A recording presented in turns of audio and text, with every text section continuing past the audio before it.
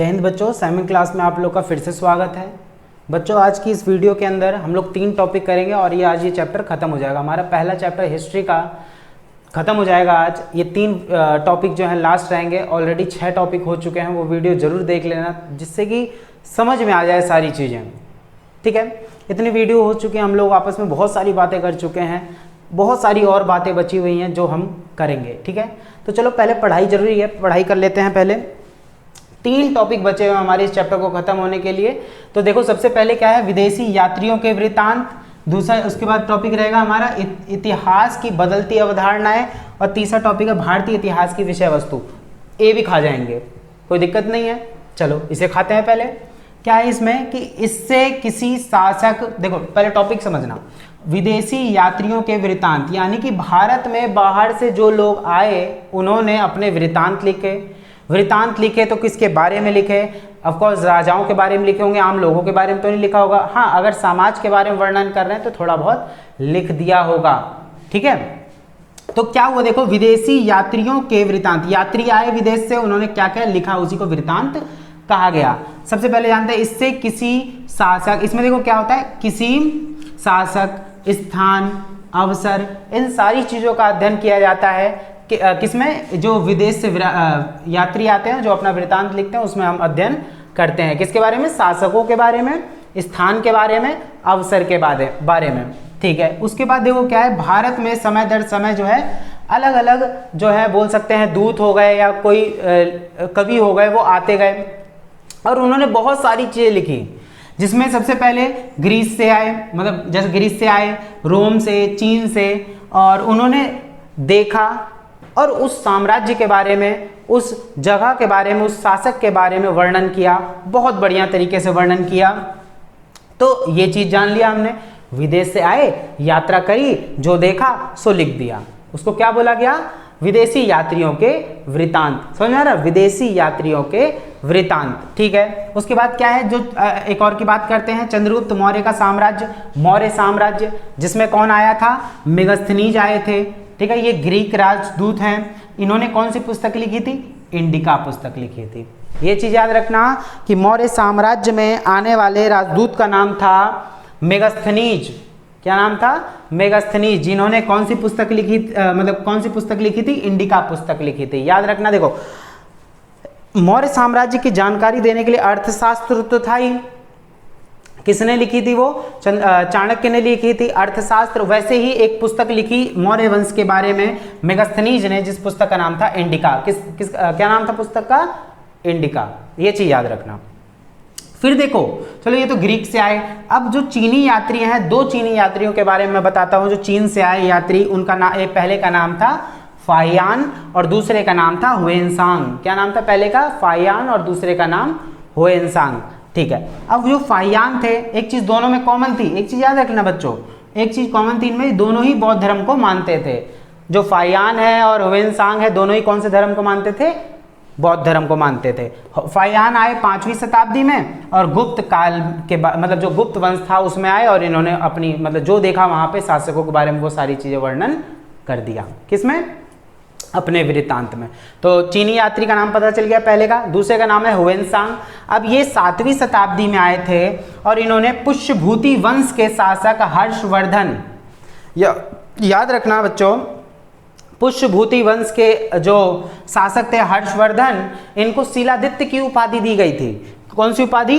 शिलादित्य की उपाधि। जैसे सम्राट अशोक को, जैसे अशोक को सम्राट बोला गया, ठीक है, देवनाप्रिय और प्रियदर्शी की उपाधि दी गई उनको। सबको पता होगा, देवनाप्रिय यानी देवों का प्रिय और प्रियदर्शी मतलब दिखने में सुंदर, दिखने में सुंदर। तो वही चीज है, हर्षवर्धन शासक रहे, उनको कौन सी उपाधि दी गई? पूछ लेता है 1 मार्क्स में कई बार, तो दिमाग यहीं रखे रहना, भटकाना मत दिमाग, वरना दिमाग भंड हो जाएगा, पहले कह रहा हूं।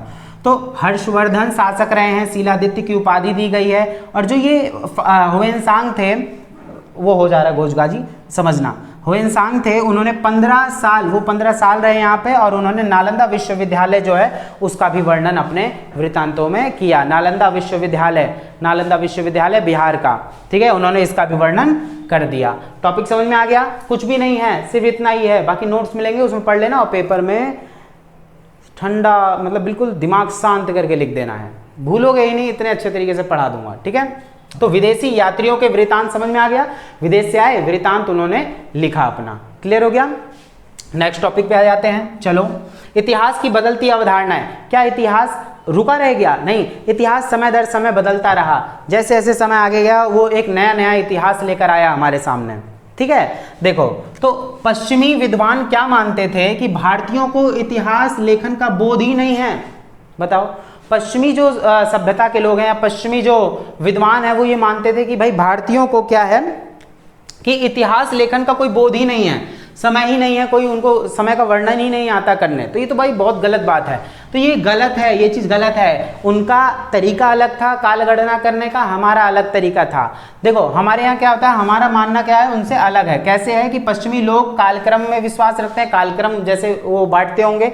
हमारे यहाँ पे क्या होता है, कुछ अलग तरीके से समय को बांटा जाता है। जैसे पहले सतयुग है, त्रेता है, द्वापर है, कलयुग है। तो बोलते हैं ना अभी क्या है, घोर कलयुग है, क्योंकि पाप इतना ज्यादा बढ़ गया। तो समय दर समय जो है अलग अलग नाम हमारे यहाँ पे रखा गया है। कोई गलत नहीं है, सब सही है, बस सबका वर्णन करने का तरीका अलग होता है।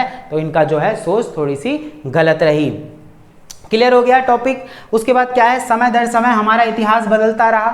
लिखने वाले, अब भाई देखो लिखने वाला कोई एक तो होगा नहीं, लिखने वाला अलग अलग समय पे अलग अलग लोग रहे होंगे। तो वैसे ही हमारा जो इतिहास है समय दर समय बदलता रहा। तो ये टॉपिक भी आ गया क्लियर। कुछ भी नहीं है, ये तीन टॉपिक तो ऐसे थे जैसे हलवा, मूंग दाल का हलवा खाया ना, कितना मजा आता है, ठीक है। देखो आगे, ये भूख लग गई इससे सुन के। देखो हलवा हलवा छोड़ देते हैं, पहले पढ़ लेते हैं। उसके बाद देखो क्या है, समय दर समय इतिहास बदलता रहा, ये चीज हो गया। इतिहास की बदलती अवधारणा है, क्या है, समय दर समय इतिहास बदलता रहा। क्लियर है ना, दिमाग यहीं रखो, भंड हो जाएगा। देखो, तो समय दर समय इतिहास बदलता रहा, ये टॉपिक भी क्लियर हो गया। क्या क्या बताना है, पश्चिमी विद्वानों की सोच अलग थी, हमसे अलग थी, हम कैसे मानते हैं, वो कालक्रम कैसे करते हैं, हम किस आधार पर सतयुग, त्रेता, द्वापर, कलयुग, घोर कलयुग इस तरीके से बांट देते हैं। समय दर समय इतिहास बदलता रहता है और लिखने वाले समय दर समय जो है बदलते रहते हैं। भाई लिखने वाले अलग होंगे, सबका दिमाग तो एक जैसा नहीं होता। तो वही चीज़ सब जो है बहुत सारे बच्चे मतलब कमेंट में भी आया था कि सर आप बहुत तेज़ी से बोलते हो, बहुत तेज़ी से समझा देते हो। बच्चों देखो, अगर इतने लंबे लंबे टॉपिक है, अगर मैं धीरे धीरे बताने लग जाऊं फिर भी आप लोग को अच्छा नहीं लगेगा, क्योंकि वीडियो लंबी हो जाएगी, 20 मिनट 25 मिनट की हो जाएगी वीडियो, है ना। तो उसमें भी ठीक नहीं लगता आप लोग को, जब तेज पढ़ाया जाए तो भी ठीक नहीं लगता। तो बस मैंने क्या करा कि ईजी तरीके से पढ़ा दिया। थोड़ा सा तेज बोलूँगा, क्योंकि थोड़ा रफ्तार से इसलिए बोलूँगा क्योंकि टाइम बहुत ज़्यादा लग जाता है, ठीक है ना। जो लंबी वीडियो हो जाएगी तुम लोग को खुद देखने का मन नहीं करेगा। तो बस समझ में आना चाहिए, नहीं आ रहा समझ में बैक करके एक बार वीडियो देख लेना, ठीक है ना। चलो आगे, तीसरा जो हमारा टॉपिक है, लास्ट टॉपिक है पूरे चैप्टर का। पूरा चैप्टर लड्डू बना के खा जाओ, पूरा चैप्टर लड्डू बना के खा जाओ। खिला तो दिया है, थोड़ा सा बचा हुआ वो भी खा लो। देखो भारतीय इतिहास की विषय वस्तु क्या है, भारतीय इतिहास की विषय वस्तु, यानी कि विषय वस्तु होता क्या है, टॉपिक क्या होते हैं, यानी टॉपिक जो है वही विषय वस्तु। कौन से टॉपिक है इतिहास में, वही तो जानना है। डिस्को डांसर, देखो विद्यार्थियों को समाज के सभी पक्षों यानी संपूर्ण ज्ञान के लिए सभी विषयों का ज्ञान होना चाहिए, ठीक है। विद्यार्थियों को अगर पूरा मतलब इतिहास जानना है बढ़िया से, तो हर समाज का प्रत्येक पक्ष जानना होगा। प्रत्येक पक्ष में क्या आता है, विषय कौन से आते हैं।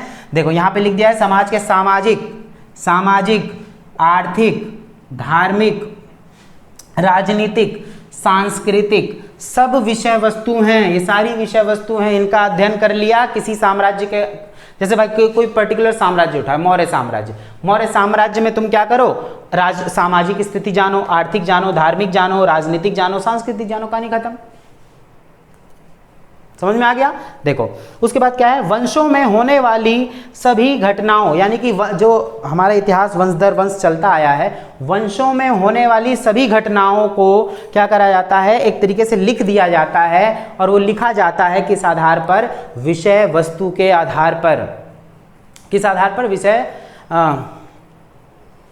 विषय वस्तु के आधार पर लिखा जाता है, ठीक है ना। वो दर्द हो गया। चलो तो ये टॉपिक क्लियर हो गया, चैप्टर खत्म खत्म खत्म, चैप्टर खत्म। अगला जो टॉपिक होगा हमारा, या बोल सकते हैं अगला जो वीडियो आएगा, बच्चों देखो सपोर्ट कर देना इस पूरे हिस्ट्री के फर्स्ट चैप्टर को। जिसको जैसा अच्छा लगे वो कमेंट जरूर करना, एक बार लाइक जरूर करना, चैनल को सब्सक्राइब जरूर कर लेना, जो बगल में बेल आइकन होता है उसको जरूर प्रेस कर देना, ऑल का बटन आता है ऑल को क्लिक कर लेना, जिससे कि आने वाली सारी वीडियोज तुम तक पहुंच जाएं। बोला ना NIOS अभी देखना CBSE में धमाल मचाएंगे, ये सिर्फ नाम नहीं, पहुंचाएंगे नेशनल लेवल तक। समझ में आ गई बात? तो मज़ा इतना आ जाएगा, बने रहना साथ में। मिलते हैं पॉलिटिकल के फर्स्ट चैप्टर में। अभी मैंने हिस्ट्री का खत्म कर दिया ना, अब पॉलिटिकल का देखो। पॉलिटिकल का तो थोड़ा छोटा चैप्टर है, वो भी इतने बढ़िया से समझा दूंगा। नोट्स याद रखना, नोट्स दूंगा जरूर, सारी वीडियो के एंड में नोट्स तुमको मिल जाएंगे। और मुझे कमेंट में जरूर जरूर जरूर बता देना कि वीडियो कैसी लगती है। मैं कैसा नहीं लगता, मेरा पढ़ाने का तरीका कैसा लगता है, सब बता देना, ठीक है ना। Thank you.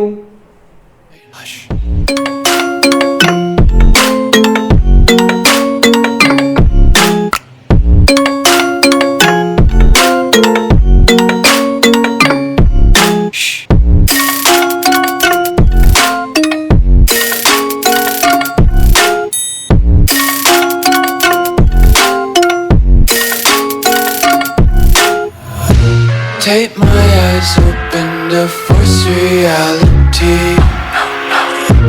Why can't you just let me eat my weight in glee? I live inside my own world of make-believe. Kids screaming in their cradles, profanity.